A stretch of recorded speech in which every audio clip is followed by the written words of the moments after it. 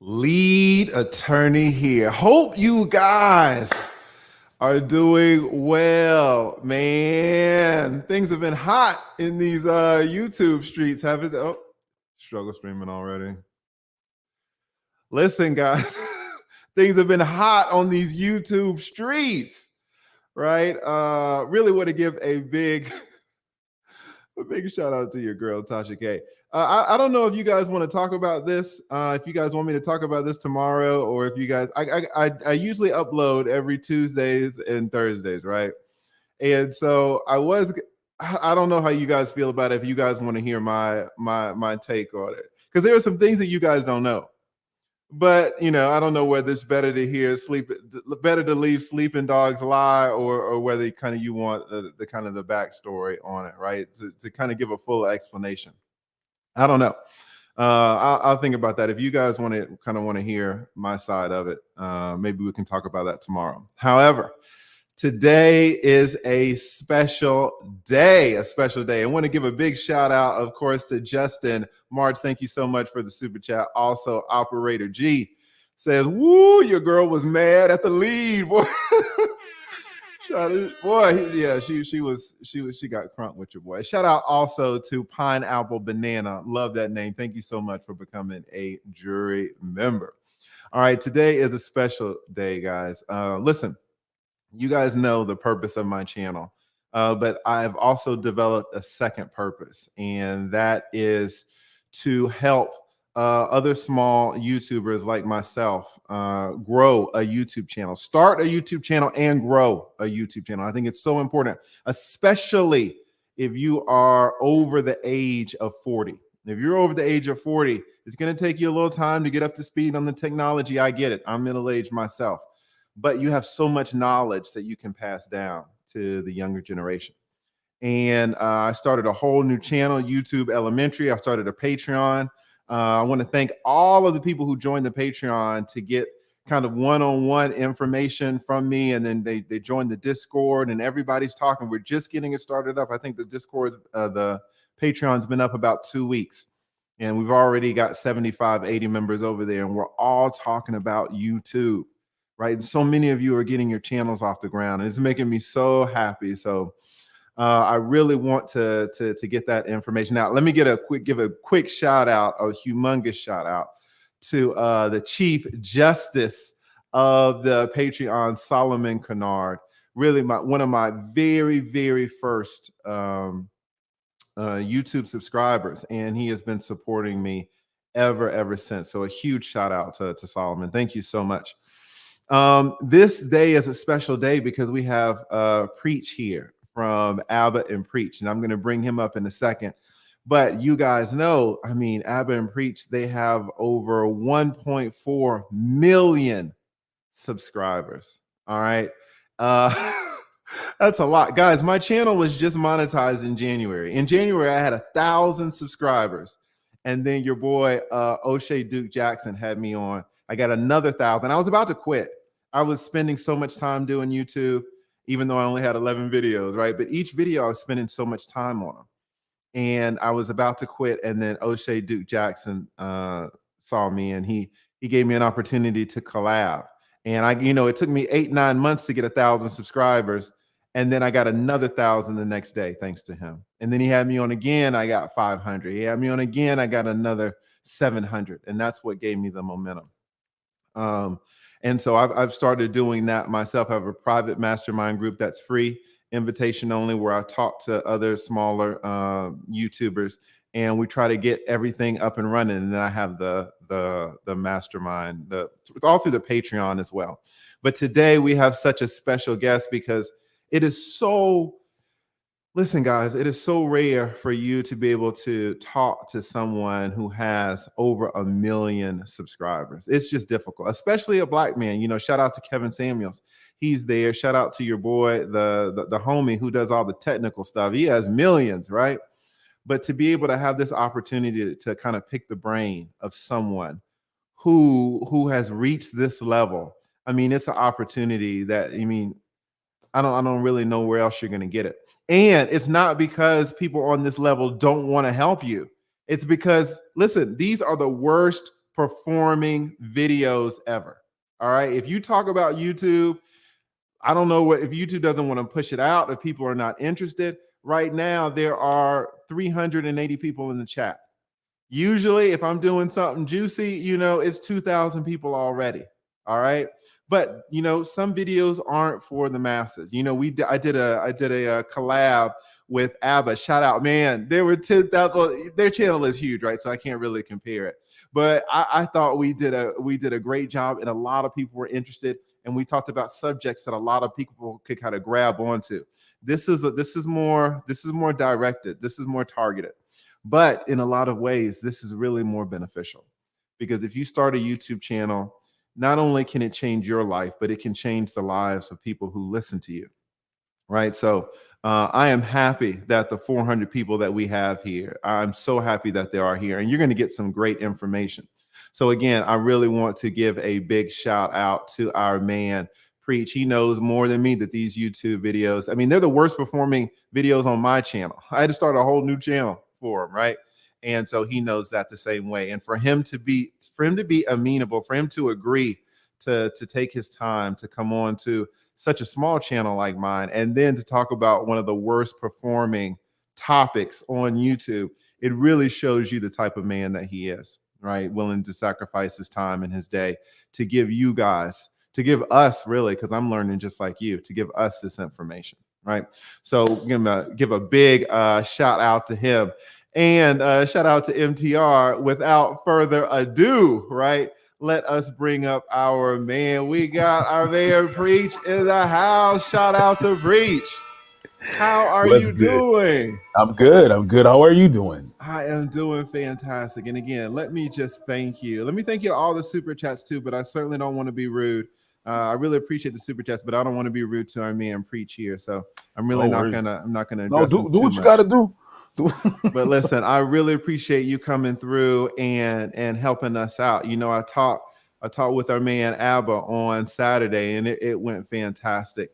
Yes. And I really appreciate you guys giving me even more time for this. So thank you so much.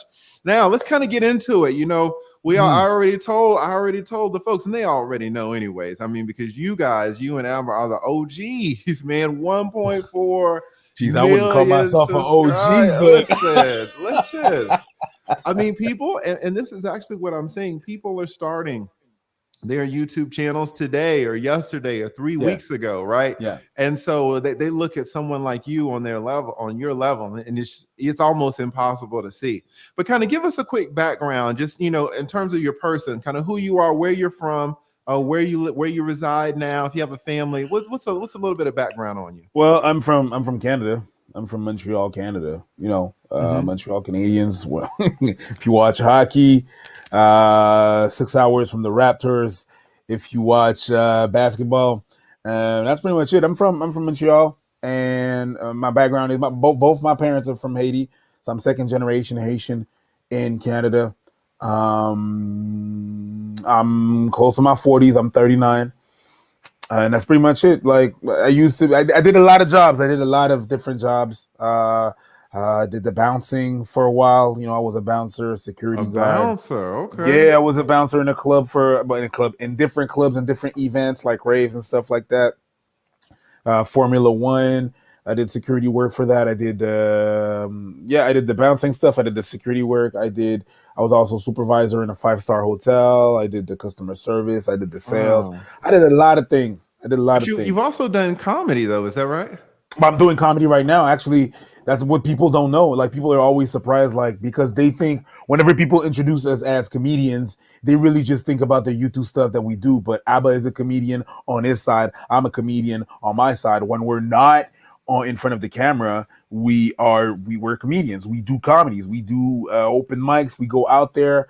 That's what I do. Like, I'm doing my thing out there. That maybe in Quebec City, and in Quebec, in the province of Quebec, I'm doing my thing. But there's more to the U.S. There's more to the States. So in Quebec and in Canada, I'm doing my thing. But of course, there's more people that know me for my YouTube stuff. Excellent. Okay. Well, fantastic. So I'm sorry, I'm starting to hear some No, background. no, do your thing. Yeah, Okay, you good. so in addition to the comedy, you are also a YouTuber, right? We talked a little bit about that. You guys have over 1.4 million subscribers. Can you tell me a That's little right. bit about how the YouTube thing came about? Well, man, Abba is a dancer. He Mhm. dances, right? I dance too. I'm a dance teacher. All these kinds of dance, hip hop, house whacking. We do social dances. Also like salsa, bachata, kizomba. I do more kizomba and bachata and salsa. He does salsa and hustle and other stuff like that. So we dance. We were in the dancing scene in Montreal, right? How long have you been Uh, dancing? I've been dancing pretty much all my life. That's the thing that I've been doing the longest, dance. Oh, okay. Right. So I'm a dance teacher as well. So I still do gigs sometimes I still do gigs sometimes in high schools, sometimes for social services. I do that as well. So yeah, that's pretty much it.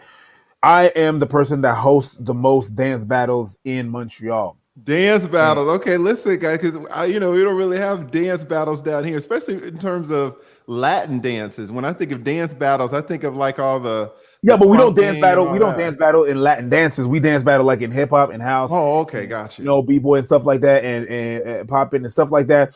So what happened is that Abba was filming a lot of the recaps of these dance battles, and I was just hosting these dance battles. I was the guy that was hosting, and at some point, I needed to have a video. I needed I needed to do like a something to promote my dance, and I need to have a video to promote my dance. And I called Abba. I didn't know the dude. I didn't know the dude. Hmm. Uh, that was about 6 years ago. I didn't know the dude, so I was like, "Yo, can you film this? I got this idea, and then whatever." We got together and filmed this thing, and it worked super well. In 3 hours, the video was done. Uh, after that, he called me to be one of on his first project, on his one not his first project, but a project that it was he had his YouTube channel and he wanted to do another series of project where he was the video that he's talking about heightism, how Mm. a woman select their guys according to the height. If you're too short, there's going to be a little bit of discrimination there. And that video went well. And after that video, I said, hey, you know what? I'm gonna hire you to film and to do editing of the videos because I like the way you edit. I like the way you film and I'm gonna hire you to do that because I got things to say. I'm gonna hire you, and you do that, and you post it. You post it on. I post it on the web on my channel, and I just hire you to do the editing and the filming. And he said no.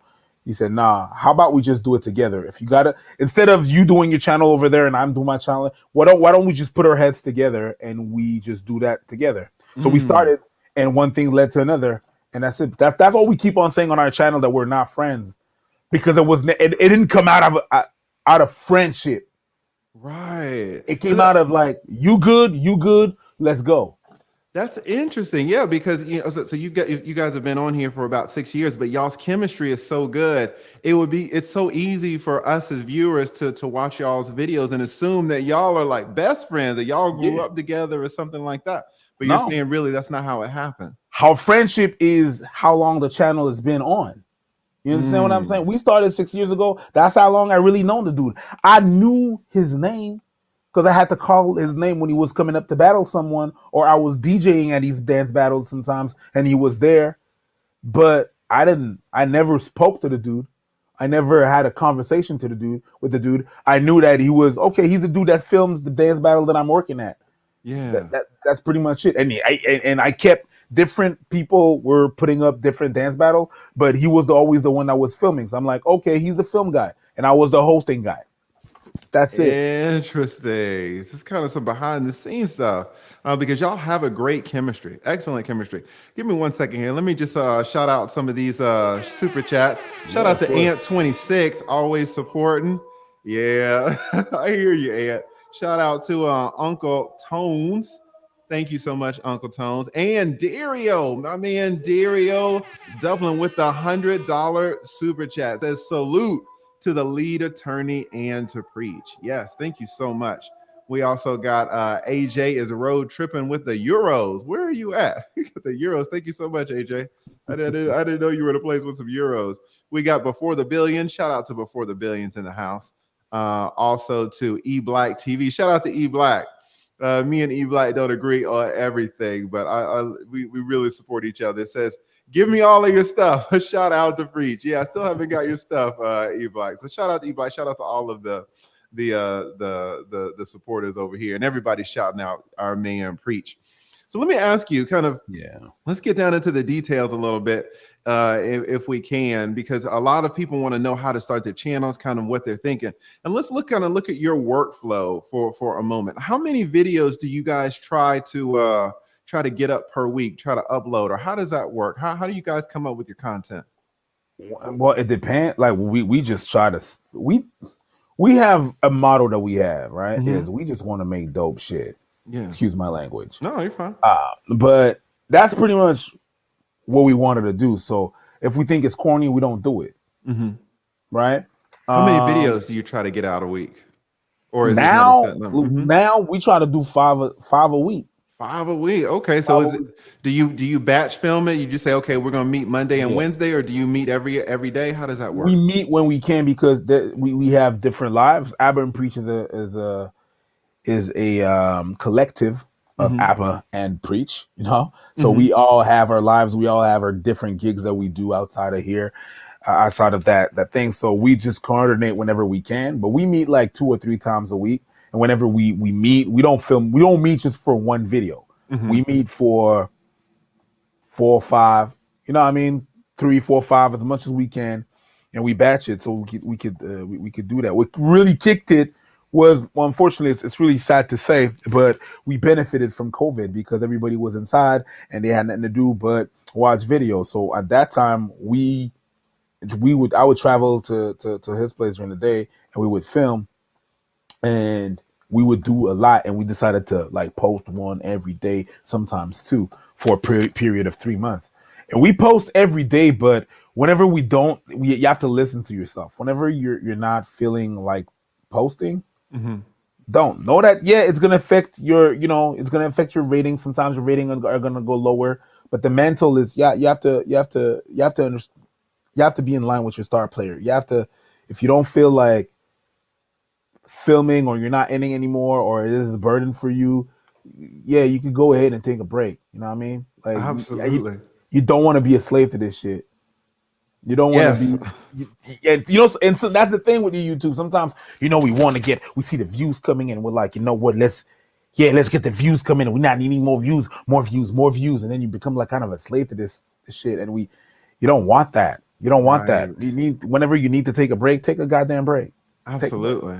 Okay, so let's say it's a given Monday and you guys shoot 5 videos, right? Yeah. So then what happens to the videos? Do you edit them? Does Abba edit them? Do they get sent off to an editor? Kind of how is that? How did it happen when you guys started, and how has it evolved? When we started, it was Abba that was doing all the editing. So it was a lot. That's why since he's doing a lot of the research and he's doing a lot of the editing, he could call the breaks. And that's cool because I know that there's more weight on his shoulders and stuff like that. So at some point he feels like he doesn't want to do it or whatnot, then that's that. You never want to put yourself in a position where someone is just like not comfortable or whatever. You have to listen to yourself, really. So Abba does the editing, and then after that he sent before it was Abba was doing the editing. Now we have someone that helps us. The more that your channel is going to grow, the more, don't be afraid to get some help. At some point, for example, see my career right now in Quebec is kind of booming. While my career all in all is booming, I have a manager and I have an agent, right? Because I'm also an actor here. So, okay, like I'm not good with my schedule. I'm not good. Okay, hey, be honest with yourself. If there's shit that you're not good at, you're not good at that. I'm not good at keeping a fucking schedule. You know what I mean? So I don't take care of that. That is someone else. I'm good on the camera, okay? But keeping a schedule is not my thing. So someone He's gonna I do it. hear you. So you got someone to kind of manage your schedule, and then you guys have help with the editing. Is that right? Yeah, so we have someone with the editing, and the more your thing grows, the more you want to give the more that you want to give tasks to people that are good at, because I don't want to drop the ball, right? It's my brand. I don't want to drop the ball. So yeah, the more that your channel is growing, at some point you're gonna need someone that's gonna have to do some research. At some point, you're gonna have someone that's gonna do the editing. At some point, yes, you're the person that links all of that, but there's some stuff that you're gonna have that you're gonna be able to give. The more it grows, and that's very important. Don't choose wisely, but don't be afraid to delegate. Right, right. And that's so important, especially as your channel gets bigger. Now, Mhm. I don't know if you're kind of into all the tech stuff. Do you kind of remember what type of camera or audio you guys have? Do y'all have one mic, or is everybody mic'd up? How do y'all normally do it? I'm still, but we have one mic. We have a Sony A7, I believe, that we're filming with, The Sony A7. Okay. and then after that, it stands on the tripod. We have a Rode mic, and that's pretty simple. We keep it simple, but I'm still testing. I'm still testing. I have a Rode mic right here connected to a Rodecaster because I'm testing some stuff in my office. I have a Lumix GH5 right here. I have a Q2N 4K. I'm testing with different stuff. So eventually, we're gonna try to expand and do something different with the brand. And I'm probably gonna, because we can afford it, probably gonna go, yeah, with the Black Magic and stuff like that. Just because Oh, the Black Magic. Okay, okay. Now we're getting serious. You guys don't know, now we're getting serious. You start entering into the Black yeah, Magic. but you have to understand one thing though. Like the format that we had, we didn't have. You don't have to go all out. That's not necessary. Correct. There's something that is very important. Like whenever you do content, there's sound and there's like quality of image, and people, or if your quality of image is meh, people are gonna lightly roast you. But if your sound is off, I think your sound is more important than the quality of the image. You know what I mean? Just I said Black Magic guy because I want to go there, but I don't have to. What's more important than the visual and stuff like that, although the visual is nice, it adds value how it looks, but your sound has to be good. And at the beginning, trust me, people Exactly was right. roasting us on our sound, and that's one of the that's what. It's true. I mean, everything you're saying is exactly right. Your sound, guys, is really more important than your lighting, right? The sound is so important because sometimes, guys, some of y'all have some very boring jobs. And I know because, listen, I do 5 hours, 6 hours, 7 hour streams. And you guys will say, listen, I don't even look at the phone. I just have your streams playing in the background, right? But that's why audio is so important, because if I had crappy audio, and my audio isn't great, but if it was crappy, you guys would be like, I'm not listening to this dude, right? Dude said some of y'all have boring jobs, and ain't that the truth? It is true. It is so true. So what Preach is saying, guys, is exactly right. Audio, I see Jessica X in the chat, and she will absolutely tell you how important audio is, because that really allows you to communicate the message and the content that you are sending. And then talking about jobs for a second, and so many people, especially down here, and I would imagine as well up there in Canada, down here it's all about the dollar. And a lot of people, especially men, but women too, are really slaving away at jobs that they just do not like, and they would like, to do something else. And that's why a lot of people are thinking about starting like YouTube as like a side hustle or something like that. But they don't know how to balance it, their full-time job with starting YouTube. How many hours do you think you estimate per week that you spend doing the YouTube stuff? The thing is that it gets easier as you delegate more jobs to people. It gets easier, right? You don't spend that much time editing. You don't. But before, when we started, I remember Abba was editing for maybe 24 to 48 to 72 hours for one video. Yes, that is exactly right. Because you're learning how to do all this stuff, and you're learning what's going to take you more time. Is like, let's say you're going to have your software to edit, right? And then you're gonna have another window for your YouTube videos because everything is out there. If you want to do something, everything is on YouTube. Everything is on YouTube. All right, everything is there. So you're gonna spend a lot of time researching to, okay, I want to do this shaking effect. So how am I gonna do that? So you're gonna take more time researching and learning. So the video is gonna take much more time to edit at first, and then at some point you get better at it. So sometimes we were like in a year we were editing. In a year, in the first few years that we were out there, we released like the first year 75 videos. Wow. But it's because one, yeah, but the first 2 years, yeah, it was about that rate per year, which is not exactly what we're releasing now. I mean, right. You know what I mean? Like with one video a day during the week, I mean, we produced much more than that, but it took so long back then. It took so long. It took so long to edit that the production to like. First, we didn't know exactly where we were going, so there's a way that you're gonna. There's a period of time that you're gonna look for yourself. You're gonna search for who you are. What's your thing? What's your niche? What's the thing that you're gonna do? So there's that. Then there's the editing part. Whenever you see a video, that's why we keep on telling you to like the videos, because editing is not easy. Oh my God. If you see a video that is on point and that is nice and that is seamless and it didn't hurt your eye, subscribe. Subscribe to that person. That's the least you could do. Okay, there's Patreon if you want to be out there. There's all these people that are giving donations right there on live, and we appreciate y'all, and that's amazing. But the basic shit that you could do, if you like someone and appreciate and you watch their videos, subscribe to that. Yeah. And then after that, the second degree is comment. The other degree is share. You know what I mean? That's how you appreciate someone. Just watching the video and say, I appreciate you. It's cute, it's nice and all, but it don't pay the bills. So back to he's giving you the real. Listen, he's giving you the real shit. Listen, let's be honest here. That's the basic thing that you can do, because and when you're a small channel, you don't necessarily have cash to hire an editor. Correct. So you have to do it yourself. So it's more time. So the least you could do is subscribe to someone. Listen, you're exactly right. The editing takes so long. Guys, I was editing my very first videos and it was bad at first. But after like my 5th video, I started getting into the groove and my editing was nice. Having said that, it would easily take me 15 hours, 20 hours, 25 hours to edit a video.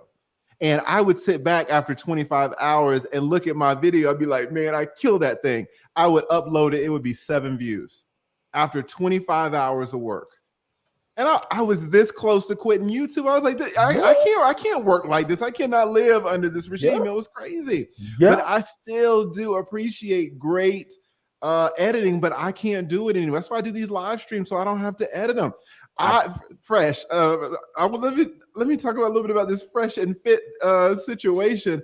You guys had a video where it was you guys were responding to something that they said, and it was like it was a close zoom in on your face, like on your with something over. I was like, oh my God. That's no disrespect, but that's Abba petty ass, because I'm petty. I'm petty, okay? I'm super petty. I ain't mad at that. But Abba with the editing, dude, petty. It was so killer. That editing, I was like, damn. So he did that. Abba did that. It's not like y'all hired that out. I'm gonna put it out there. That's Abba petty ass. When you see stuff like that, things like that are nice, you see that as the editing, and it's like, yeah. I notice it now, guys. Even when I'm watching TV or something like that, or a movie, I will notice the cuts. I will notice where people move to. I will notice the shots, the composition. YouTube can turn you into an amateur editor. It really can. But when I saw just that shot of what Abba did with that focusing it, that slow focus in on your face, I was like, come on, man. And you have to understand one thing. You have to understand one thing. I don't see the edit until y'all see the edit. You understand? Oh, really? Okay. No, I don't. That's Abba department. I'm not gonna go in there and be like, you know what, man, whatever. It's not. He's been editing more than I'm doing. So I know what I said. I know what I said in the video. I don't know how it's gonna come out. How it comes out. So when I saw the zoom, I was like, that's petty. I loved it. As a YouTuber, I was like, oh my God. I said that listen, not even gonna bite, not even gonna bite. I came out with a recent video and I kind of did the opposite where I did a slow backup, but I thought about it in my head. Alba doesn't know. Listen, if you edit your video in a certain way and you hit it hard, even other content creators are going to be like, oh, I mean, they're going to applaud, even if they don't say anything, because we're all in this thing together.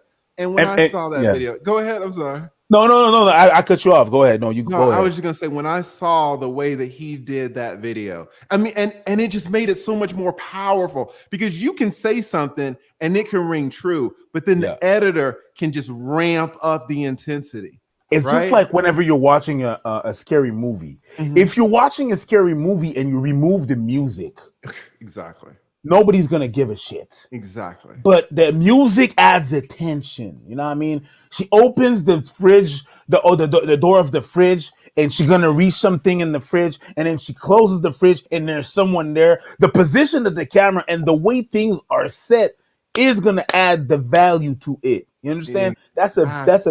That's pretty much that. So the editing, that's the second thing. But you're all that editing falls apart if the sound is trash. Facts. That is so true. That is so true. So let me go back though, because I'm not sure I heard the answer. How many hours a week do you think that you dedicate to YouTube in terms of the filming, maybe scripting or thinking about the topics? How many hours per week would you say that goes into it? Because I saw your Instagram and you're everywhere. I mean, you have a bustling social life, you have a family. So this YouTube, some people might think because of your status on YouTube that YouTube is your whole life, but really it's not, right? I mean, it's a job, right? But it doesn't consume you. How many hours a week do you think that you spend on it?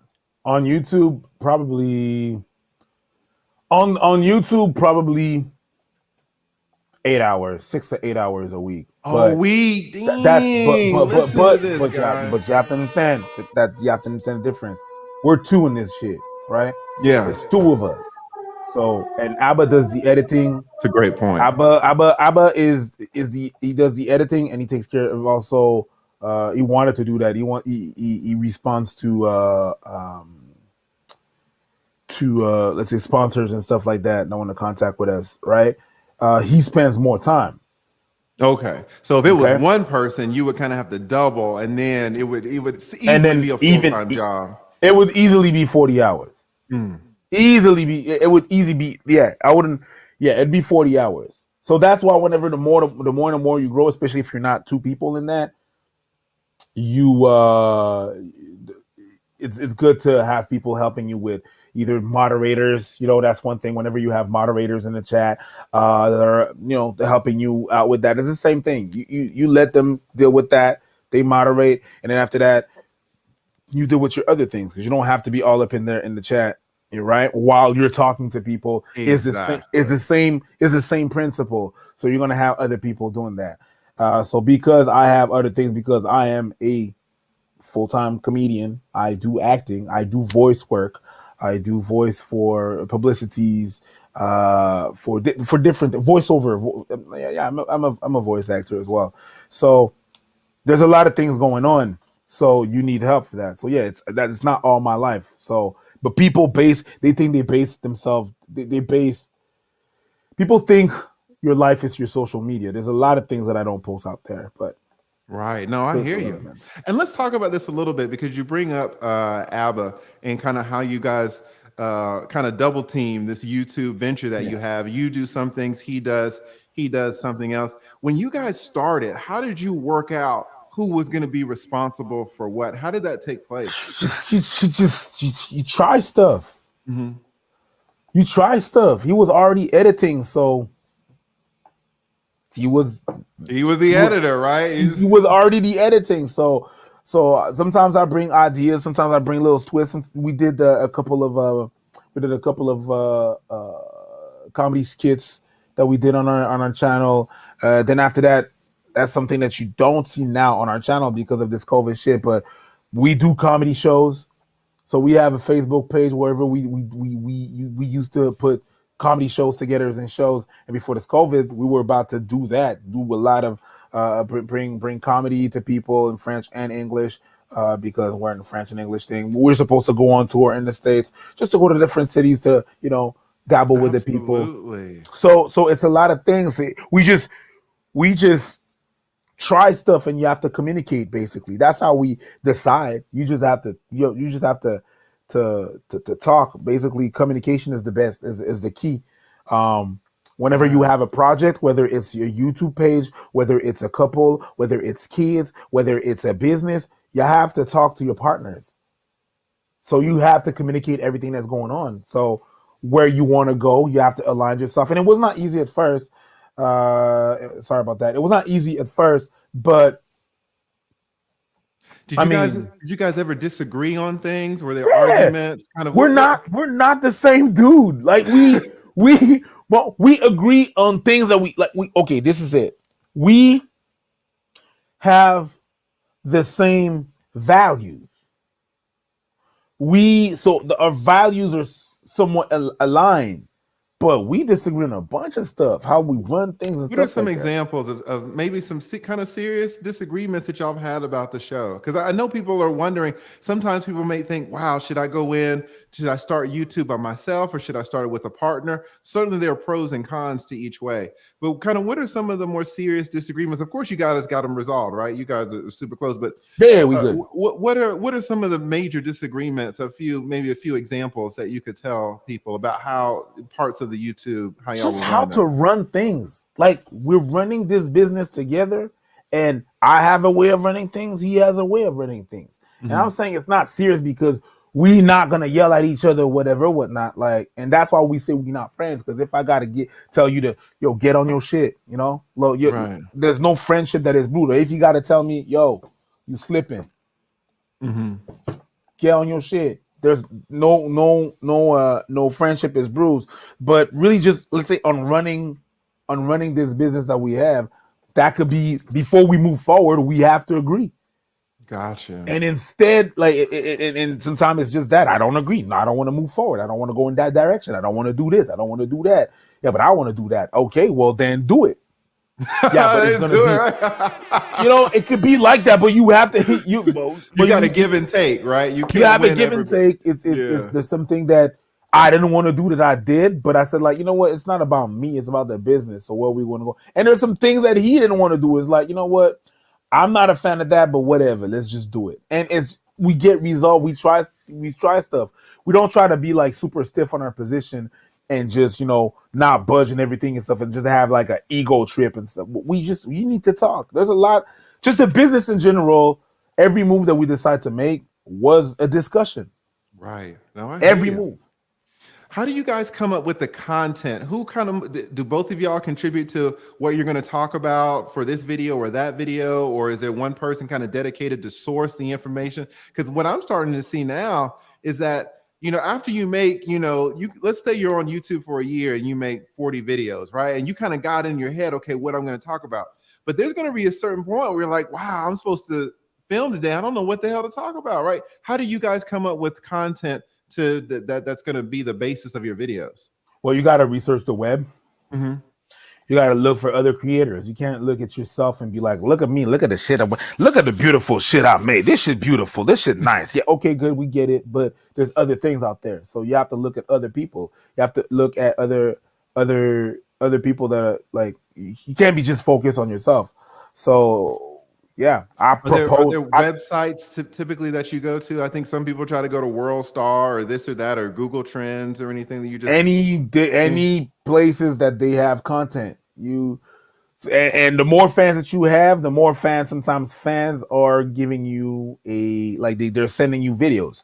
They're sending you, hey, you should talk about this. So I look. We have an Instagram. And I tell you, I look at every Instagram that you send us. I might not respond because sometimes there's nothing to respond. And I know some people get mad, but there's nothing to respond to what I just told you. What you just told me. Mm-hmm. But sometimes people are going to send us requests. You could talk about this. And if the request comes often, we're like, okay, there's something there. People are interested in that. Let me see if I have an interesting take out of that video that people are sending. You know what I'm saying? Gotcha. Because So now a lot of your content is kind of reactionary based. You'll see something on the internet, some type of, let's say, an article or some type of photo or video, and then you guys will react to that. Is that right? that's correct. Yeah. Sometimes we're gonna send some stuff. We're just trying to react, make the other person react. So Abba's gonna try to make me react. Sometime he's gonna send me a video, or whenever he shows me a video, you have to understand. Sometimes people send us videos if we don't watch the video, or I don't watch the entirety of the video. I just watch. Okay, I see that there's. I read the title, and I'm like, okay. And then a bunch of people sending me this, and I'm like, you know what? Let's watch it. So sometimes Abba is not even gonna watch the video. It's gonna be like, let's watch it together. Because you guys see what we put out there. Right. What's a bunch of videos that we don't even put out there because we watch it after we watch it after, and we're like, it was trash. There was nothing there. There was nothing fun. There was nothing funny. There was not a new take. So we're not gonna put it out. So you really see what we decided to put out there. But there's some videos. Interesting. Well, let me pause there though, because what you're saying is like sometimes you guys will shoot a whole video and then you won't even edit it. You'll just kind of leave it there and then go on to something else. So it's not like you put up 100% of the videos that you make. No, absolutely not. Absolutely. When I said in the first 2 years we put out 75 videos, there's a bunch of them that we didn't, because it was just it didn't come out the way we wanted to come out. We didn't. It was not. It was not what it was. Yes. It was not what we wanted it to be. So yeah, what you see is what we decided to put out there. But there's a bunch of videos that you're never gonna see. I feel the same, guys. If you knew some of the videos that I had on private, man, right now. He is telling the absolute truth. It's not, now if you do live streams, it's gonna be a little different, right? But if you guys are doing just standalone videos, they're gonna be I mean, not even talking about the problems. Like there have been problems that I've shot. Go ahead. No, go ahead. I was just agreeing. There have been videos that I've shot and I shoot the whole thing and then I put it in the computer and then I see that it's all dark. You know, I'm dark enough, and then all you see is my eyes and my teeth, right? That's all you see. Yeah. And you're like, in the room, it didn't seem this dark, but on camera, it's dark as hell, right? Audio problems, video problems, lighting problems, the battery dies everything. On you, the memory card is full. Everything can happen. Like, guys, listen, Preacher's giving you the game because it has happened to me so much. And you are hot. Boy, sometimes I get so hot. That's why I was so close to quitting YouTube. I was like, this cannot be what everybody's going through. I just get it. Cannot be. No. Yes. And it's so important. Kind of what he was saying is developing a system where you don't have to think necessarily of everything, because you got it kind of down, and you got it down into a routine. Mm-hmm. And even then, stuff is going to go wrong here or there. But before you have the routine, anything can go wrong, right? That's pretty much it. So that's the thing. There's videos, and when I said there's videos that you're never gonna see, I was just talking about videos that we thought the content was like, man, it's like, no, we're not gonna put this out. But then there's a whole technical aspect that you just spoke about. That's another, and that's very frustrating, because there's some points sometimes that, you were in your zone. You were just nailing that out the ballpark. Yes. Out the ballpark, and then you come to realize that your DSLR stopped shooting because they stopped shooting at 25. I'm looking at one right now. That's why I'm looking that way. 25 minutes, they just shut off, and they don't, so you've been talking. Wait, how long have we been talking? I think it's been 30 minutes. Man, you lost the last 5 minutes, and it was where the juice was. You got to redo it. It could be, again, I'm going to go back on this. That's why we say subscribe.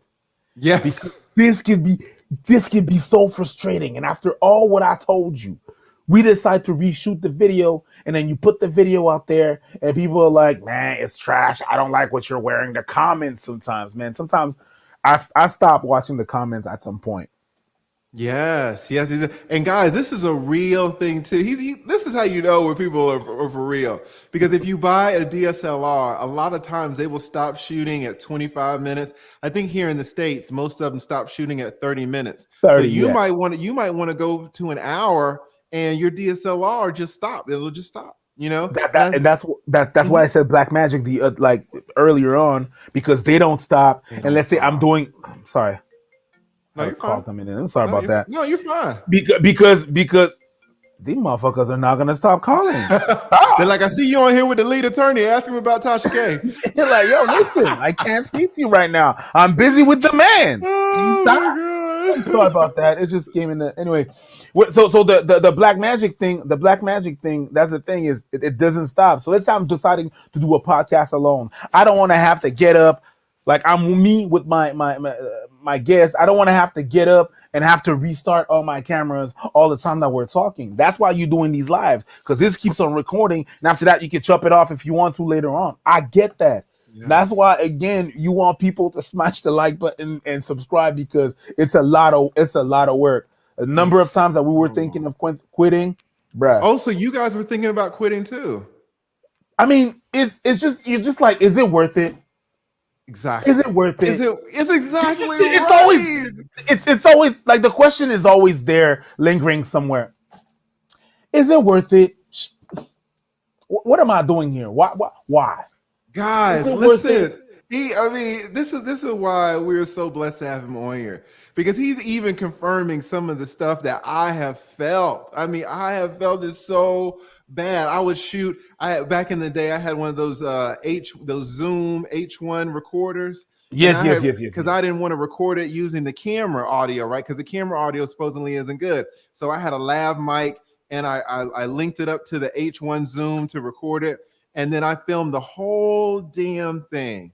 And then I picked up to turn off the H1 Zoom and realized I had never turned it on.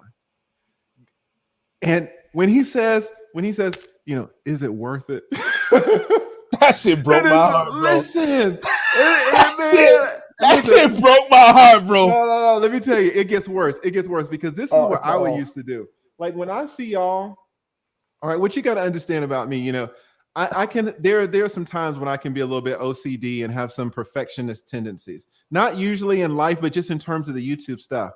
Yeah. So what I would do when I see you guys, and I see you guys talking, and it just seems so free flowing. And I wish I had that, because I'm more of a person who uses a script, and not even a bullet point script. When I would do my videos, every single word would be scripted out. So I would do these 8-page scripts, 12-page scripts, 11-page scripts. And then this is how messed up it was. I would have the script, I would upload it into my iPad, and then I would sit there. You guys can't see it because it's on my lap, but I would sit there with my iPad, and I would do this right here. For the whole script, I would say, good evening. I am the lead attorney. Thank you for watching my video. Child support. That's how I would do it. It was so fucked up, right? And then just the editing. I would take out the clips or the editing that I would, you know, it would be 300 jump cuts, 200 jump cuts, 250 jump cuts, 300 jump cuts, just to take out all of the BS. Bruh. And that's the thing, is that at first you're like, yeah, I could do this. And then you have the camera in front of you, and it's all of a sudden you become self-conscious. You're like, hi. Fuck, I fucked that up. All right, cool. All right. That's exactly right. It gives you gotta and then the worst thing. No, hey, the worst thing in life for anything, whether it's a comedian, whether it's an actor, whether it's watching you after that. Yeah. And that bruv, the cringe. It's so bad. It's so bad. And you watch it, you just go, That's exactly right. It was terrible. Preach. It was terrible. I didn't know what the hell I was doing, right? It was so bad. But yeah, go ahead. Go ahead. No, go ahead. I didn't know, because you are on stage a lot with a comedy or anything. Are there a few tips that you could help people kind of get them accustomed to maybe talking to the camera or talking to an audience? What are some of the things you think that could help them out? Yes. Unfortunately, you're gonna get better if you do it more. Yes. Sorry that's the only tip that I could give you. Don't wait to be perfect. Don't wait. You put down the video later if you want to. Okay, boo boo. We don't care about that. All right. Just go out there and do it. Absolutely. And then when you hate it, do it again. And then do some more. And then do some more. And that's the only way you're gonna get better. Unfortunately, we live like comedy is like that. Like sometimes you have to go out there in front of people, tell your jokes, and eat ass, and just completely bomb, bro. Completely bomb. Unfortunately, we learn from where we bomb or when the things are not going well. That's how we learn. You have to go out there and do more. People are like, yeah, but can you give me tips? Go, just do it. You're not doing it right now, right? Oh, I love that, guys. He is really dropping gems because, and with time it gets better, but you need the repetitions, right? You absolutely need the repetitions. Let me ask you, are there a few things that you do not like about YouTube, whether it's the shooting or whether it's the way the algorithm works, whether it's the way the public interacts? What are some things where you look at this YouTube thing and you're like, man, this is some BS? The words we can't use. The N-word? I say that all the time. No, not the N. We could say the N word, but there's other words that we cannot use because you're gonna get demonetized. Oh yeah, yeah. People, like when you go on the channel and they talking about someone not like, I don't want to say because we're on YouTube right now, but someone deleting someone else. Mm-hmm. You know what I mean? Okay. I said delete. Some people are gonna say red rum, which if you put red rum and you just reverse it backward, it's the other word, right? We use certain words to replace other words, like, oh, this girl got Weinstein. Yes. To replace, because they got this algorithm, right? That listens. The algorithm listens to every single word in your videos, guys. And if you got some bad words in there, it will demonetize that. And especially like with the reaction video. Do you guys have any problems with having copyright claims, copyright strikes, or your ads being limited? Can you talk to the audience a little bit about that? Like the thing that happened is that whenever you do commentary, there's grays, okay? There's grays to this shit. So let's say you do commentary. Let's say when you do commentary, what we do, we are paid in the pay grade. We're paid the lowest because our content is at risk. It's risky. We admit opinions. We talk about politics. We talk about vid, and we. I don't want to mess this shit up, bro. Listen, you can say listen. This is so important. The knowledge is so important. So I appreciate you looking out for the young buck. I'm just saying, I'm not gonna jump on here and mess up your whole shit. So it's no problem. It's no problem. You know, if you talk about vid. And other things, like we do stuff like that. Like we do, like I say a certain word a certain way so that it doesn't catch up. So I say motherfucker. Yes. Because it's not gonna catch it. I don't say the real thing. I say motherfucker because it's not the word that I'm trying to say. So that it doesn't get caught by whatever. I say certain things a certain way.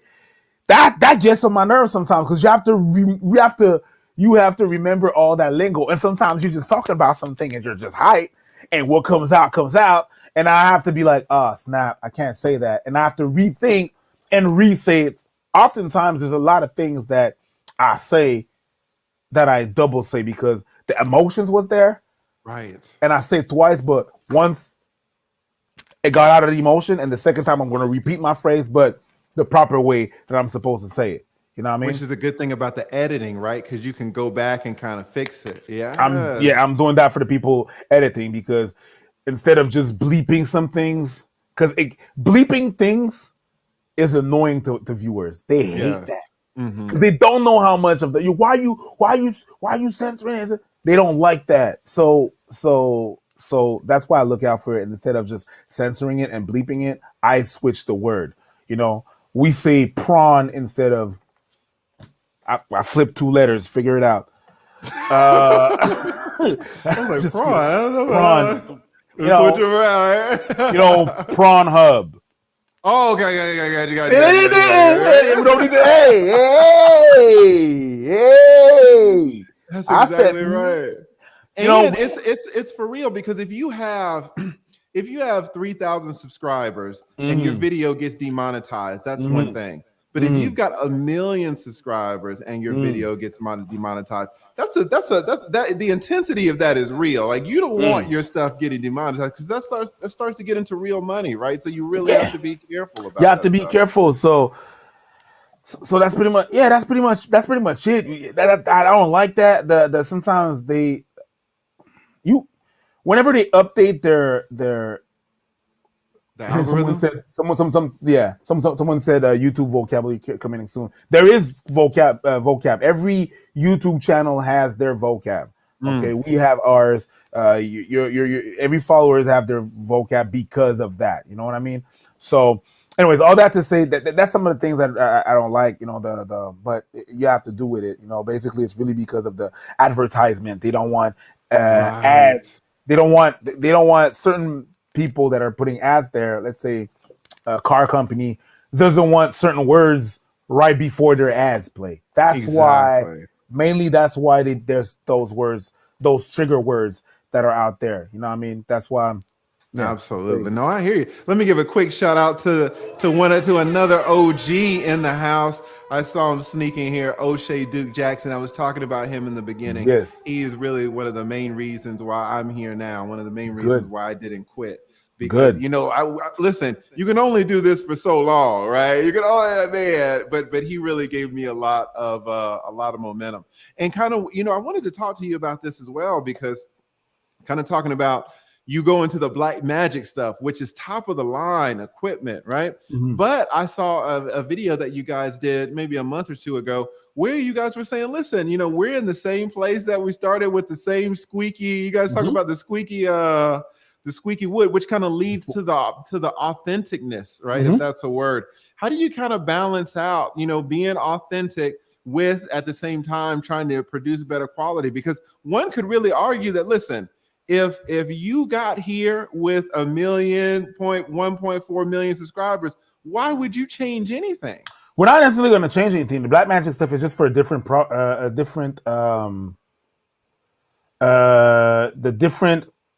it's not necessarily for YouTube, but for other projects. For the other project linked to Abba and Preach, it's just that for those projects, the Abba and Preach stuff is gonna be that. For the other projects that we're gonna do, we're gonna change the aspect. Everything cannot have the same look, right? If you're trying to diversify, you try to diversify your thing. So, for example, as you know, there's some videos that are not necessarily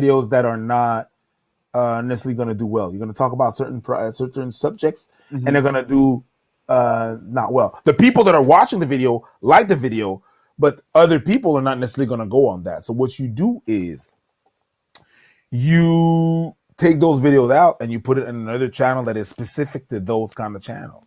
You take those videos out and you put it in a channel that are specific to those issues and subjects, so that people that are going to go on that channel that is still linked to you are going to go for that content. Let's say we do comedy skits that we're doing. We're not doing as well as the commentary stuff. Right. But the people that were looking at the video thought it was funny. And it took a lot more time for the video, the comedy stuff, to build traction on our channel. That's because our channel was much more on commentary than it was on comedy. So by taking those out, like those comedy skits out, and creating another channel that is only going to be comedy based, and just for that, the people that are going to go for the comedy are going to get what they want. And those on that channel, that, let's say, Abba and Preach comedy, I'm giving you a vague example right there. Right. Let's say we do Abba and Preach comedy and it's only skits. The people that are going to go for the funny are going to be having fun. And it's not going to affect the other videos on the other channel. Gotcha. But we don't necessarily want to have the same look as the first channel. Exactly. So that people know the difference. Yeah, it's giving you guys game. Yeah, sometimes you got to separate out your content so that people don't get confused, so that the algorithm doesn't get confused and start punishing you. Exactly. So let's say I would want to have a Abba and Preach garage Hmm. where I talk about fixing cars and talk about different cars and talk about what I have. I wouldn't put that on the Abba and Preach because the people that would go there, that's not what they want. I would create Exactly. another page that talk only about cars and toys and all of this, and it's only for that. Abba and Preach Garage. Change a bit the look so that people can differentiate the two channels. Change the look, change the color, change everything so that those garage and car linked videos do not affect the commentary stuff, and the commentary channel stays commentary, and so that those videos don't Exactly. affect the other. Guys, That's why. listen, Preach is giving you some advanced game here because some of y'all want to start your channel and you want to talk about boxing, you want to talk about sports cars, you want to talk about black women, and you want to talk about, cars or something like that. And you want your whole channel to talk about these four things and it'll never work. Right No, now, you're not going to get really punished for it because you're going to be so small anyway. No one's going to care. But at some point, you are going to need to focus your channel basically on one type of thing, maybe but two or three if they're closely related. Or what mhm. do you think? Yeah, There you go. But the thing is that you said that people are not gonna care, or your channel is not gonna grow as fast because you're not gonna be able to capitalize on what people want. You know what I mean? exactly. Uh, You got to uh, give for- you got to give people what you want. I'm sorry, I cut you off. no, exactly. You're good. So it's exactly that. So even if you're a small channel, I would say go in one thing. You have to, explore things because it's a possibility that you're good at more than one thing or you're knowledgeable about more than one thing. The problem is if you go on YouTube and you just lash it out like that, that's not necessarily what people are gonna want to see, and it might affect your channel in the long term, in the long run, and it is gonna affect it in the long term. Absolutely. Let me ask you, I'm going to ask you some of the, I've got a couple of viewers' questions here. Ernest Hale asks, do you have a strategy for gaining your first 1,000 or 10,000 subs? What do you think a good strategy for someone to gain their first 1,000 or 10,000 subscribers should be? I think about it as different circles. Hmm. Okay, and let me explain what I mean by that. The first couple of videos that we did, the first video that we did was all our friends on Facebook. That's who was following us. Hmm. You know, your friends, your family. Your mama. Oh, he's so funny, even though you're not. Yeah.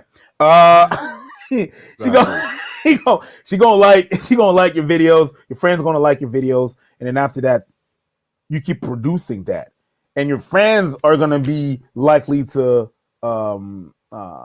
share that if they think it's funny, and you keep on doing. The consistency. You keep on doing that. Then there's gonna be the friends of your friends. Hmm. People that people that you've seen one time, people that you're friends of friends with Facebook. People that you have mutual friends with on Facebook and other platforms. So we use Facebook a lot more back then just to have a little bit of to promote. Use whatever platform. Now, when we started, things have changed. Snapchat is obsolete a bit. But if you want to Right. use Snapchat, use Snapchat. If TikTok Or is your thing, TikTok or something like TikTok that. is your Yeah. thing. I'm not a TikToker because, well, I said before, I'm 39. I'm too old for this shit. Anyways, Right. so at first it was my friends on Facebook or my friends on Instagram and everything. Then after that, it was my family. Then after that, it was the friends of those people. And it keeps on growing like that to complete strangers because you've been consistent enough and the word's been passed enough that it grows and it grows and it grows and it grows, and that you become a suggestion in your YouTube because people are keep on sharing your stuff. That's why you need to be consistent. You can have good quality, you can have good sound, but if you release a video every 3 months, forget it. He's exactly right. This is what happened to me in all of last year, which I think most YouTubers say, hey, listen, last year was a boom year, right? Because of what was going on in the nation. But Mm-hmm. all of last year, from March to December, I released 11 videos. And then I'm like, why isn't anybody watching my shit? Right? Well, it's like because you got 11 videos, man. Because by Who's the gonna time, watch? if in 3 months you release 11 videos, by the time we release 90, Exactly. I understand. Exactly. And it's by no means, for me, it's not a competition. But it could be not a competition and you can still compare yourselves to other people. And from what I see, if you release 11 videos, by the time someone else releases 90 videos, you can't complain that it's not growing as fast as. Correct. Guys. It's just This is one of the reasons why O'Shea Duke Jackson, not only is he an excellent content creator, but he floods the market. Man, he's got 4 videos a day, 5 videos a day, 6 videos a day, 7 videos. He's got editors in all these different countries, right? Because he's putting out the content. Yeah. Whereas you want to make a video once a month, where are you going to be after a year? Right? You're not going to be anywhere, right? Let me give a big shout out to as well another OG in the house. We've got Anthony Bryan Logan, excellent content creator with 887,000 subscribers. So Anthony Bryan Logan, shout out to him. He's tuning in to see what Preach has to say about this YouTube thing, and also if he's got some tips, he can certainly drop those down in the chat as well. We got another super chat question from Michael Graham. Michael Graham asks, what's the best camera to buy to create new content if you're just starting out? What do you think? Don't go too crazy. Don't go to the black magic, right? Don't go to the black. That would be too. I wouldn't. You know what? I'm gonna tell you this. You want to start? Yes.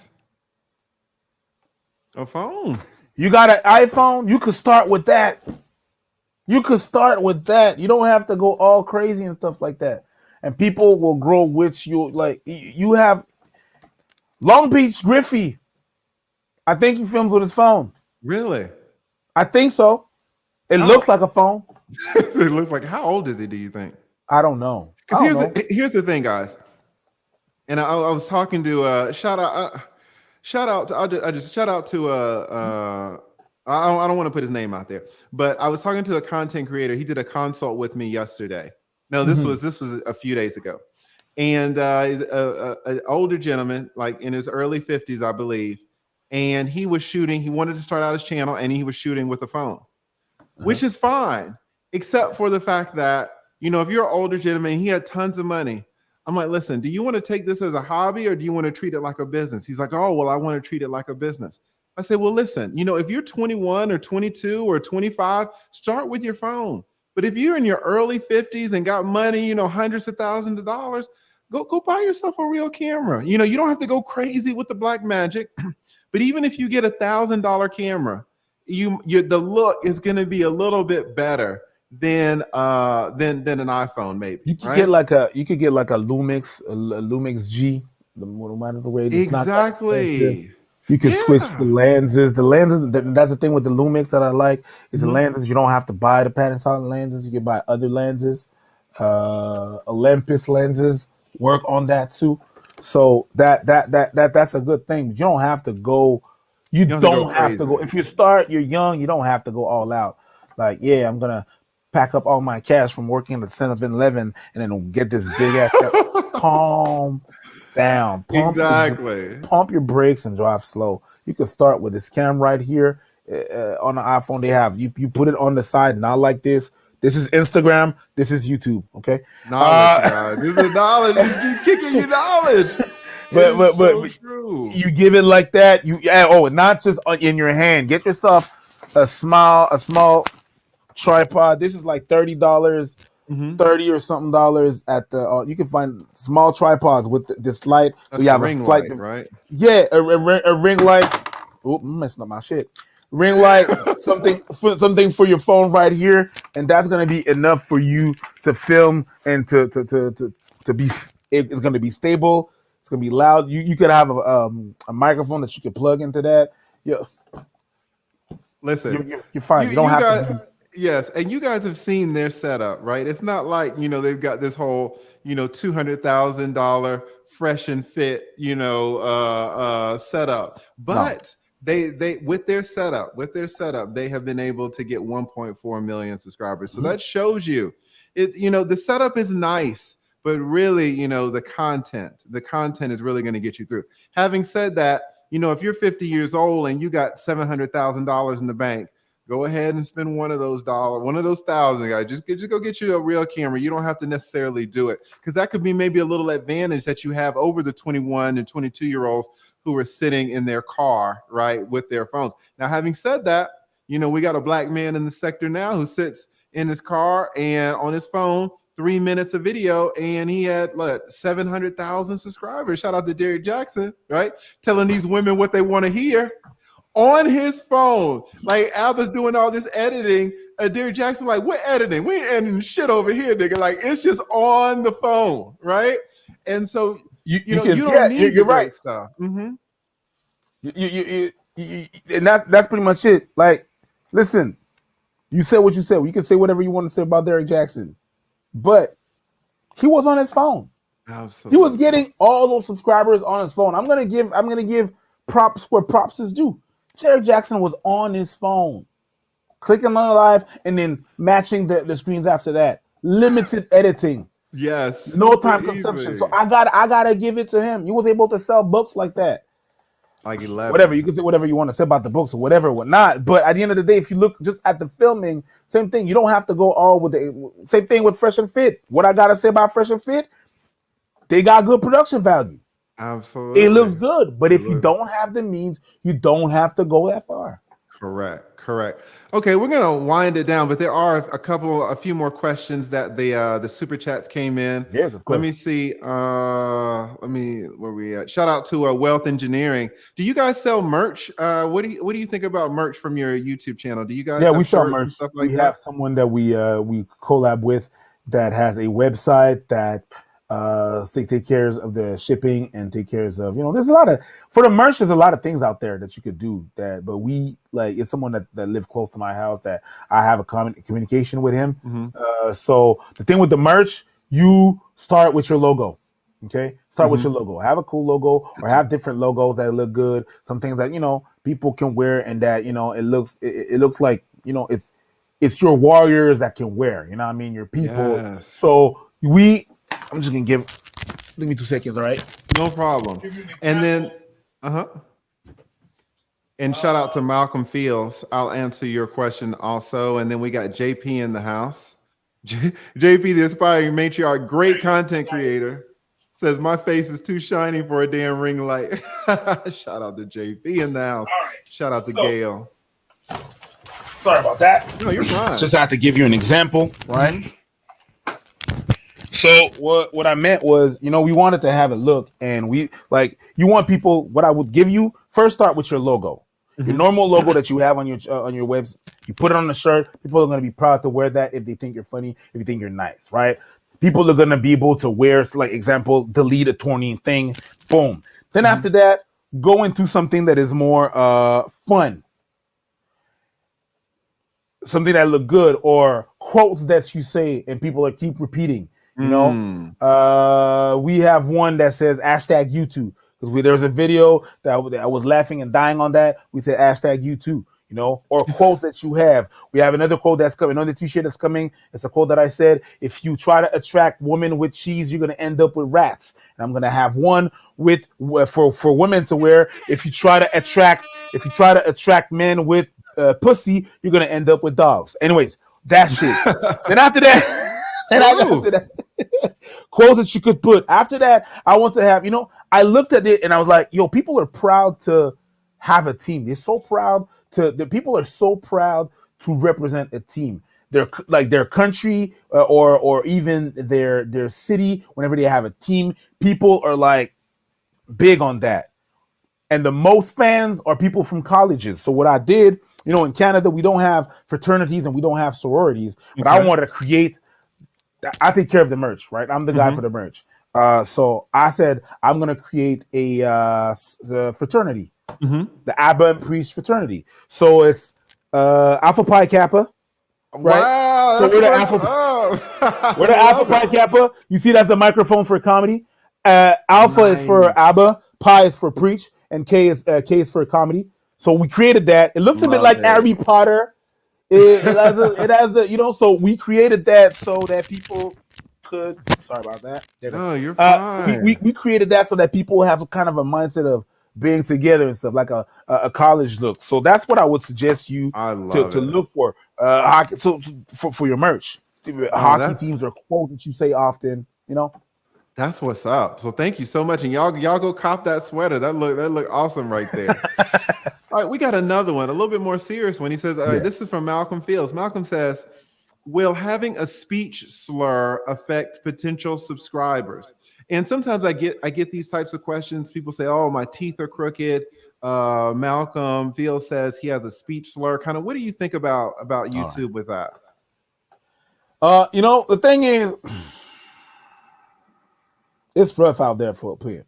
But more so, This is so true. Because listen, they will get on you for anything. they would get on you. But listen, when I was a kid, I used to stutter. I used to have a speech impediment. And even more so today, French is my first language.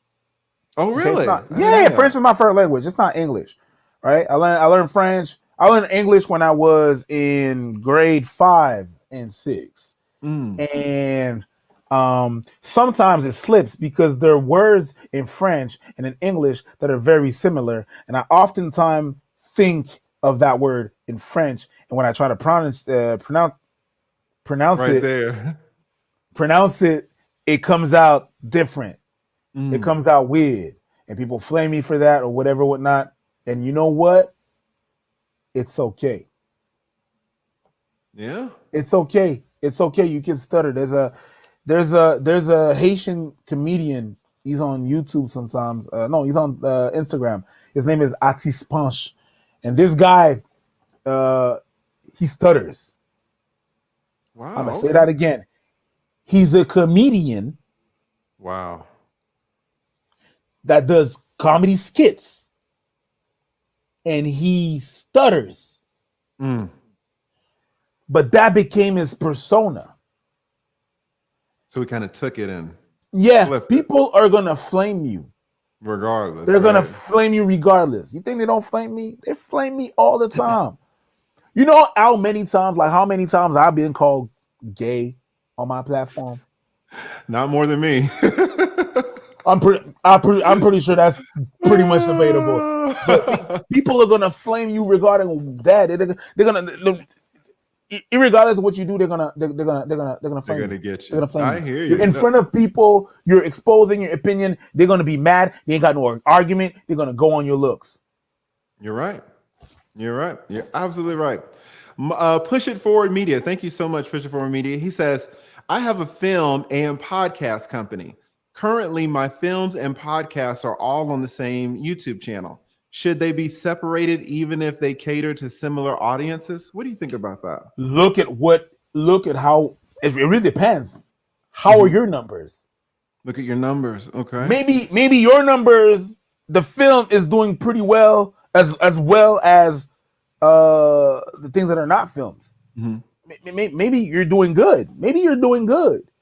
So you have to look at your numbers. Your numbers are going to be more important than what I'm like than what I'm saying. What I'm saying is not the absolute truth. It's the truth according to what happened to me and to our channel. So we have to, if we split that, that's gonna work. If it works for you, then maybe because of the type of work that you do, maybe because of the type of work that you do, your people have more of an attention span and they want to look at your film as much as they do the shorter videos. So maybe that works for you. But So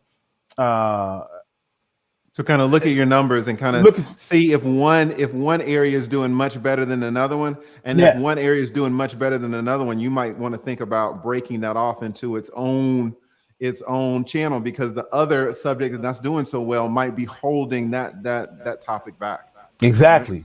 So you really got to look at your numbers, basically. Look at Perfect. your numbers. Look at what's going on. Look at what the trend is. Look at if you're getting the same numbers in the same amount of time. Which if you are, then don't change something that's not broken, boo boo. Just live on your life. Just But keep if it going. does, then you might want to consider it, depending on how much effort it would have to take. Excellent, excellent. We got Blind Guy, his wife, their life. These guys are excellent content creators. So shout out to the panel. Who? Blind Guy, his wife, their life. Okay. They have a YouTube channel where it is a black couple that have been married forever, and they have a very interesting story because the gentleman is blind, and they have 3 children. And they talk about their lives together, and they interview a lot of interesting people. I actually did a collaboration with them on, I think it was last week, like maybe last Friday. And they are actually also a part of my private mastermind. So they do excellent work. And so they're giving you a big shout out here. Shout Oh out to yeah. 21 Studios. 21 Studios says, thank you for exposing fake and fraud. Preach. Make the manosphere great again. Okay, so some people were bigging you up over the fresh and fraud incident with fresh and fit over there. Well, And I want to just address that quickly. How to deal with beef and things like that. Let me just read a little bit more. Got John Joseph says, like I got flamed the last time I got on the panel by the chat. I am indeed multilingual. Yeah, the chat. If you get on here, guys, it's coming. If you're on YouTube, it's coming. You could look like Brad Pitt or Denzel Washington, and it's gonna come regardless. People are gonna find a way to get you, right? Art Banaka said, preach, would you be interested in an interview with another Haitian such as myself? So now they're already hitting you up, preach. I bet you get that a lot as well. People are like, hey, what's up with me? Come hang out with me. Come talk with me. Come interview me. Just hit me up on my Instagram and I'll answer you there. Perfect. Yes, and I have communicated with Preach over Instagram, and he absolutely sees it and super responsive. Mosaic, shout out to TJ Randolph, a real one in these streets. Excellent content creator. Mosaic with TJ Randolph says, thanks the lead attorney and Preach for giving us the free game. I am a 54-year-old YouTuber. Yes, she's also joined the Patreon. And she's getting her YouTube situation together, and is going to really put down some great videos, because in her mind, her intellect and the way she says things is absolutely solid. So absolutely, guys, check her out. Mosaic with TJ Randolph. And of course, we got Pocket Watching with JT, the real accountant reacts. Pocket Watching says, what business entity did you create for taxes on your YouTube money? LLC, S Corp, C Corp? Do you cut yourself a paycheck, W-2, or just 1099? So I'm not sure if you know this off the top of your head. He's asking, do you know the business entity that you have for your YouTube? If it's a LLC, a S Corp, or a C Corp? You have to understand that we are in Canada. It's different laws. Oh, okay. That's right. You're in Canada. Understand what I'm saying? Gotcha. So when we're going to travel in the States, it's going to be different and stuff like that. But when we're in Canada, it's different. Like Abba and Preach is this one entity. And Eric Preach, myself, is another entity. It's two companies. Gotcha. And then Gail says, subscribe to YouTube Elementary. The link is in the chat. Yes, please, guys, subscribe to YouTube Elementary. That is a little YouTube channel that I started. I wanted to name it YouTube University. I can't teach that class. Preach could teach YouTube University. I got to teach second grade. So I called it YouTube Elementary. For second graders and down, I got you, right? So if you guys want to find out some of the mistakes that I made and how to avoid them. Some of the mistakes, by the way, that Preach is really calling out, say, hey, avoid this, avoid that. I can talk to this stuff personally because I've done them all, right? And shout out to Drummer Boy 1980. Shout out to Drummer Boy. Says, shout out to Lead Attorney and Preach. I'm one of those stuttering people. I made my peace with my disability a long time ago. I joke on my own self. Drummer Boy 1980. Yes, y'all go check him out. And let's talk about this really quickly. Internet beefs and people picking on you for this or that. You guys were recently in an internet beef with the Fresh and Fit boys down there in Miami. I got caught up in some internet beef with Tasha K. What are some of the tips that you would give to the younger YouTubers like me about how to handle YouTube beef? Well, at first it was not a beef. At first, it was in no way, shape, or form a beef. We were just calling what we saw, right? If you are advertising something to people that are paying for a product, and you're not about that, or you're not using those said products, or if you're being disingenuous, right? If you're preaching something and you're not doing that, then I'm gonna call you a fraud, because that's what it is. If I'm telling you, use this app to have to save money, and that app doesn't save money, and you don't use that app and you trash that app, that's a fraud. If you ask money for people and you teach them things, I don't care if you're for or against working people or whatever, right? But if you tell people you should never, and you do use those people, or you engage yourself in that, you're fraud. That's it. That is in the definition of the word. People take it as it's insulting. No, it's not. It's not an insult. That's the definition. If I'm giving you something, a product, and I'm pushing you a product that I'm not about, and I'm not about that product because I don't do that beat, that's a fraud. Same thing as if a anti rainbow flag I'm just trying to listen. It's I know where I'm at. I know where I'm speaking. You know, I know where. Okay, so anyways, if you're an anti-rainbow flag in your politics, but behind closed doors, you're caught with seven people engaging in those kind of things, you're fraud.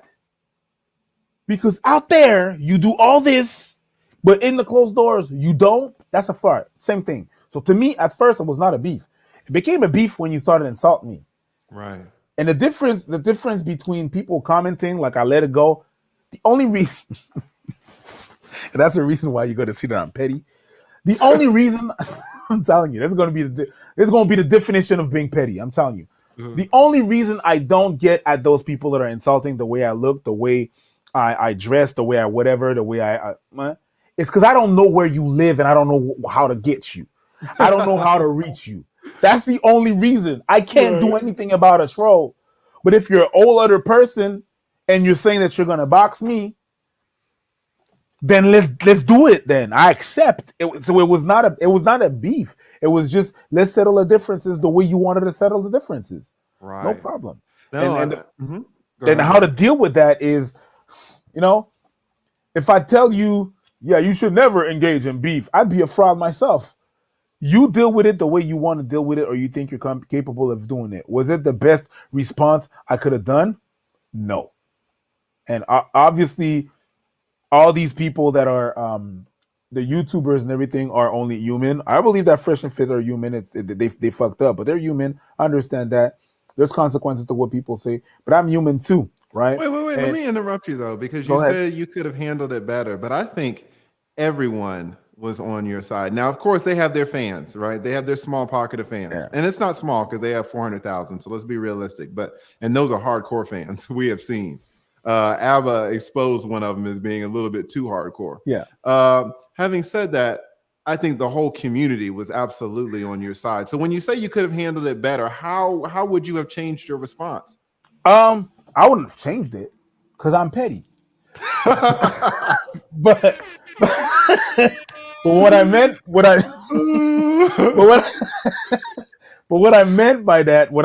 that is, like, whenever I react like that, or there's a reaction, whenever I'm talking to like you or anybody out there listening, whenever there's a reaction like that of yourself, like me reacting the way I reacted, I said, all right, let's go. You have to look within, and that's what I did for a couple of past weeks, days after this passed and everything. And you have to look within.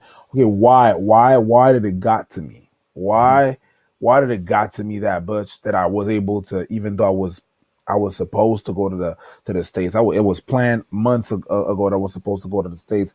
I was supposed to go to LA. I was supposed to go to Dallas already to meet with Colin Noir. But why did I was say, like, you know what? I will, on my day off, pay a ticket to go to Miami to do what I got to do. You know what I mean? To go in there, get in the boxing match. Why? And it comes down to this. It's really just because it's just things that I didn't deal with when I was a kid. You know, the bullying part, when I was bullied, and it's like I saw that again. You know, I had to overcome some bullies when I was a kid. Like, not even overcome, just let it pass. Like, and when I changed schools, I didn't see them anymore, and I was like, oh, okay, it's over, right? I don't have to deal with that anymore. And now I'm a grown-ass man, close to be 30, and I have to deal with that bullshit again. You talk about all of that shit, and I know you're not about that laugh on top of that. Cool. Right. Let's go. Right. And I'm gonna deal with it the same. Like, it was not just what he said, it was what everybody said when I was a kid. So that all came back, and I was like, oh, I thought I was done with this bullshit, but no, you're going to try to do this, but let's go. Let's go Gotcha. then. Let's go then. I got shit. I just look at my time. I just look at my watch. I got time today. You know what I mean? I just look. And I had time. So I was like, what I didn't deal with, and I decided to not fight because they were too. They were too numerous for me to do something about it. I didn't deal with when I was a kid. When that happened, then they just caught me at a bad moment that I had time. So Gotcha. I'm not saying that I would actually do it a different way, and again, because I'm petty, but it could have been. Yeah, I wouldn't have to just be so willing to go out there and mess a And motherfucker up. do it. I hear you. I hear you. Okay. We But got I'm old school. But I'm old school. That's the thing. That's the thing too. I don't know how old you are. You I'm are 44. 44. Okay, Mhm. we're about to like. I'm pushing 40. You're 44. And remember back in the days, you couldn't run your mouth to people like that No. and not expect some shit to happen. You understand? No. It was not like I'm not gonna go and propose a fight. You You know, couldn't do it. if you couldn't do it. My cousins from Queens. I got cousins in Queens. I got cousins in Jersey. You would talk shit like that. It was a wrap. That's all I know. There Right. was no discussion. It was, oh yeah, word. So yeah, it's yeah. No, I hear you. I hear you. And I totally agree. All right, we got 3 more questions, then we're going to wrap it up. Shout out to the manmindset.com. Y'all know who this is. Steve the Dean, I believe. Shout out to Steve the Dean. Says, all your boy Preach is saying is game is what game does. Real can see real. And Preach called it out. Respect the lead attorney, stay up, and I'll keep supporting the both of you. Thank you so much for the $50 super chat. Really, really appreciate that, Steve. Thank you. Now, some of the questions. B Mays HD asks, I'll answer this. Does live stream count as video upload in the algorithm? Yeah, guys, if you upload a video or a live stream, it's still going to count. Now, it's weird back in the analytics. Sometimes they separate it, right? So then they'll say the videos and the lives. Fair enough. But you'll still get credit either way for the views. You'll still get credit for the clicks, for the algorithm, for the advertisement clicks. So in terms of what you need to be focused on, it's not going to matter either way, even though YouTube does make a distinction between the video and the live stream, right? Now, and I'm sorry, I'm going to mess your name up. Ehab, shout out to Ehab. I know I'm messing that up. I apologize. Ehab SME Talks says EIHAB, excellent content creator, huge over there on TikTok as well. Says how to reach out. Oh, this is an interesting. This is a real question right here. He says, listen, I'm gonna paraphrase it because it's gone. As a smaller channel, how do you reach out to larger channels to do collabs? And let me just say, this is really the fact that I did a collab with a larger channel, the fact that I did a collab with O'Shea Duke Jackson really is what saved me from going off the edge. Because I was doing this stuff and I wasn't getting any momentum. So a collab really is a way to inject just like jet fuel into your channel. Having said that, it's not something you can count on. It's not something you can guarantee. It's really not even something you can force. So if you were, what do you think about being a smaller channel and collabing with other channels? How do you go about it? What do you think about this subject? Well, me personally, that's the thing. Most likely they're not gonna want to collab with you, larger channels. The way we function is I don't care how much subscribers you got. If I like your shit, I like your shit. I don't care. There's people with a bunch of subscribers, and we haven't gone to because I don't mess with you like that. I don't like what you do. There's some people I don't like what they do. So I personally don't care. First, do I like what you do? Then, do I have time today? Or do I have time? Am I in a place where I have time? Like, it's not just the YouTube. Like I said before, I have other things in line. So do I have time? Can I make time?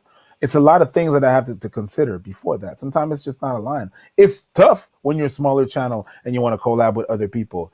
The best thing is keep on doing stuff, be consistent, and make sure you think it like upgrade the quality of what you're doing. Not necessarily, like I said, in the lands, but in the what you're proposing, your different your angles and stuff like that. So that's to me. But I know it's going to be harder if you're a smaller channel to collab with people. But me personally, I don't really necessarily look at that. Do you think? How do you? What if a content creator wanted to reach out to a larger channel? You know, Mm. do you think it should be by email or via Instagram or like comment? Some people will say, "Hey, Kevin Samuels, you know, come look at me, right? Come watch my videos." What's the best way to try to start a conversation? Or you know, because so many people, and I know you get this all the time. People, let's be honest, people come to you with their hands out, right? People will come to you for a hookup. Hey, can you do this? And you can kind of get desensitized to it. O'Shea Duke Jackson did to me a seminal video. I mean, it was 2 hours long, and he was letting the brothers know, listen, you know, you can't come at your other brothers like this with your hand out all the time, like thousands of times. And this is coming from the man who really has put on pretty much everybody in the space. There's no one who's more generous with his time than O'Shea Duke Jackson. So if you're a small content creator, what would be if there's a strategy, what would be your strategy to kind of initiate that conversation? Like, I'm gonna be honest with you, I don't think I have the right answer for that. I'm not gonna try to come up with an answer that, yeah, so this is what you got to do. You on this one, shit, I don't know, because I believe that everybody is different, right? Yeah. Me, I could talk only for me when I get approached. Present yourself. This is what I do. Just talk like a normal human being. Hey, what's Gotcha. good? I like what you do.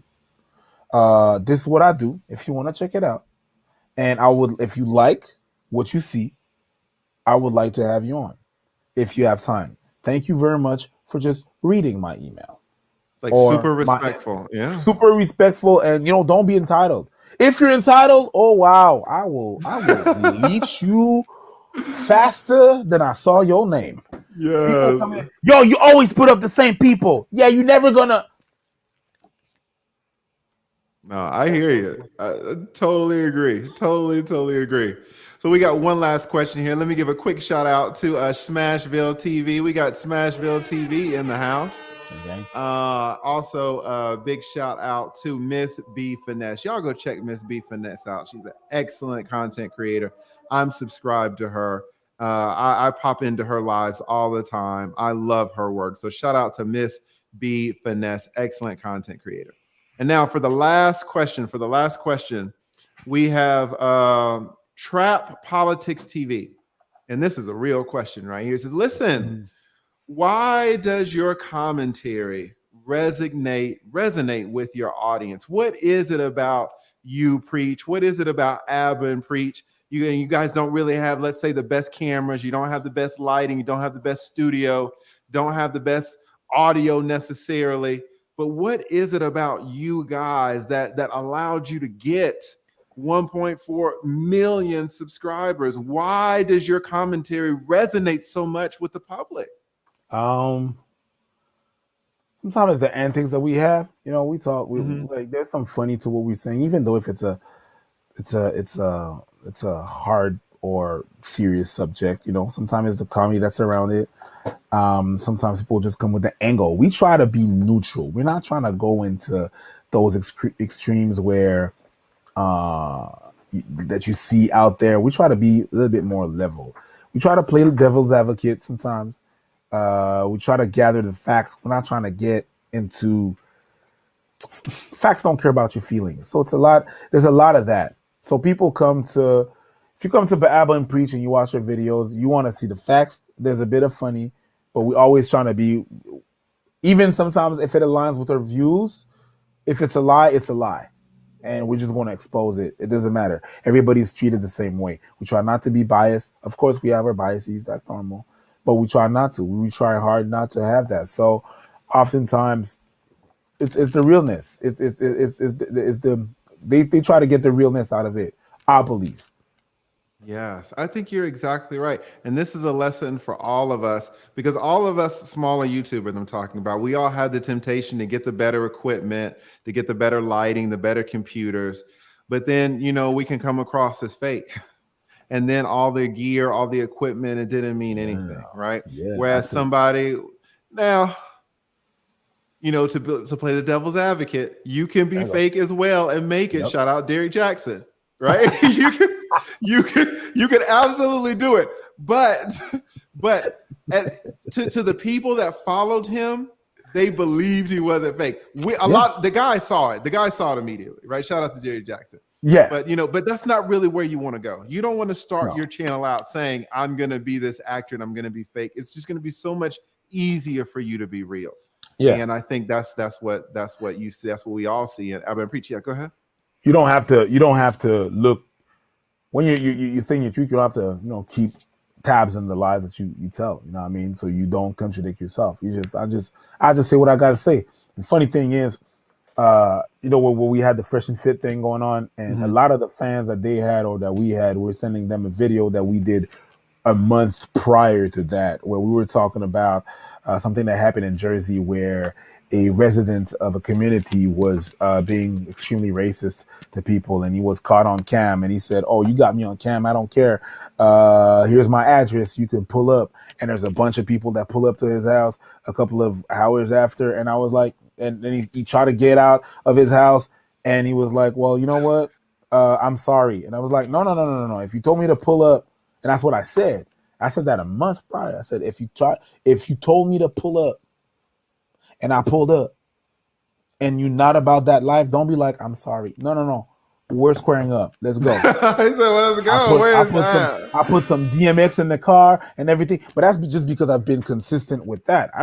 When I said that the first time, it was funny, but it was not a lie. Right. It was based in comedy, but it was based in truth. And fast forward a month after this stuff happens, I'm like, okay, you want me to pull up? Let's go then. Don't back out of this. Do not. We're doing it. And he backed out, which is fine. I can understand. But yeah. It is what it is, right? If you're just true to yourself, then you don't have to lie. Excellent. So I'm going to ask you just for some final words in a second, and then we could close it out. Shout out to MC Recovery Steps and Relapse Show. Says, do the individuals in our live streams count as viewers that view your videos? I think you're saying that in the live streams, yes, your views count. And actually, guys, if you're trying to get monetized, live streams are really the way to go, because the way that YouTube double counts, or the way they count the live streams for your watch time, you can supercharge it. It's going to take you so much longer if you're doing individual videos to hit your 4,000 watch hours than it will if you do live streams. So live streams is a key to that. A lot of people get monetized super quick using that live stream strategy. And then shout out to Without Question.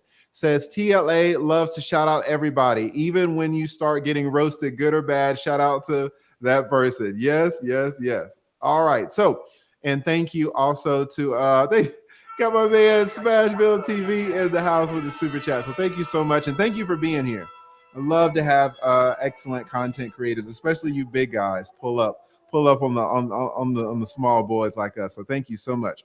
All right. Preach, thank you so much for giving us like almost 2 hours of your time. Do you have any final words for the young and up and coming, or even older and up and coming YouTube content creators that are just getting their channel started, or those that have 10,000 subscribers? Any last words to them? Just keep on going. Be consistent. Don't be so competitive, but watch the numbers. It's always a good indicator. And yeah, that's pretty much it. Just do your thing. You're doing great. Same to you. Thank you very much for having me. It was a pleasure. Oh, thank you so much for coming. And again, shout out to Abba as well for you guys taking the time to reach down and talk to the little ones down here just trying to make it. All right. So listen, guys, thank you so much for coming in. And I know we're all appreciative of Preach's time and Abba's as well when I went on their show. So really want to thank all of you guys, everyone who gave the super chats. I know I didn't read them all, but I really wanted to be respectful for this one. You know, Tommy Sotomayor got pissed off that I was reading super chats when he was on, right? So I'm not gonna do that this time. So shout out to everybody. I'm not your attorney. You got pissed off because you were reading super chat? Yeah, but that's Tommy. I don't know if you know about Tommy Sotomayor, but listen, you couldn't read all the you could have read all the super chats. That's your bread and money. Well, see, listen, that's why you're Preach and he's Tommy, right? I don't know if you know about Tommy. And listen, shout out to Tommy Sotomayor, man. You know, we all know Tommy. We all know Tommy, right? But shout out, and let me say this too. Even though he got pissed off, he did not go Tommy on me. When he was on the show, he was frustrated. Let me clear it up because we know Tommy can go. And Yeah. let me be fair. He was frustrated, but he held it in. I know I saw it coming up, but he held it in. So shout out to Tommy Sotomayor, right? I know how it is and how it works, and that's for bread and money and butter. So, and I like to see a black man get paid. So get your money, man. I appreciate that. Okay, well, listen, thank you guys so much for coming. I'm not your attorney. I am the lead attorney, and I am here to help you lawyer up. So thank you guys so much.